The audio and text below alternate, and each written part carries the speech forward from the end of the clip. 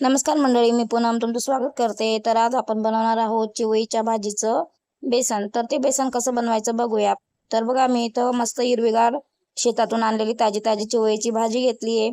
तिला स्वच्छ अशी धुवून चिरून घेतली आणि मस्त धुवून घेतली आहे। आता एक कढई तापवायला ठेवली आहे, त्यामध्ये मी जिरं आणि लसूण चांगला फ्राय होऊ दिला आहे।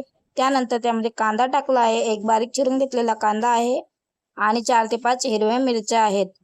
तर हे आपल्याला चांगलं शिजवून घ्यायचं आहे कांदा मिरची, म्हणजे त्याचा आपल्या चिवईच्या भाजीच्या बेसनामध्ये स्वाद उतरला पाहिजे। तर इथं मी चवीनुसार मीठ टाकून घेतलं आहे। तर खूप छान लागतं हे बेसन, तुम्ही नक्की ट्राय करा।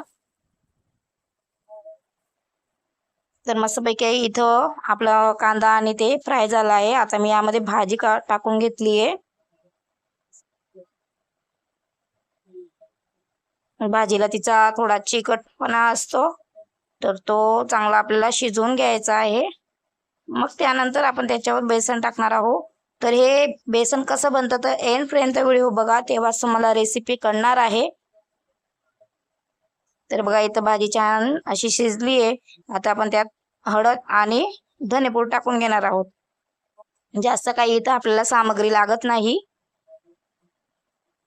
तर तुमच्याकडे हे बेसन कशा पद्धतीने बनवलं जातं मला नक्कीच कमेंटमध्ये कळवा। तर बघा, इथं आपल्याला किती बेसन लागतंय त्यानुसार आपण बेसन घेणार आहोत।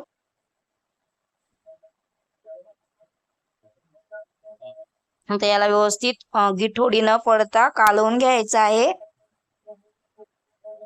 आता झाकण आपण शिजवून घेणार आहोत, वाफवून घेणार आहोत। तर बघा, इथं बेसन वाफलं गेलं आहे। तर तुम्हाला ही रेसिपी कशी वाटली कमेंटमध्ये नक्की कळवा।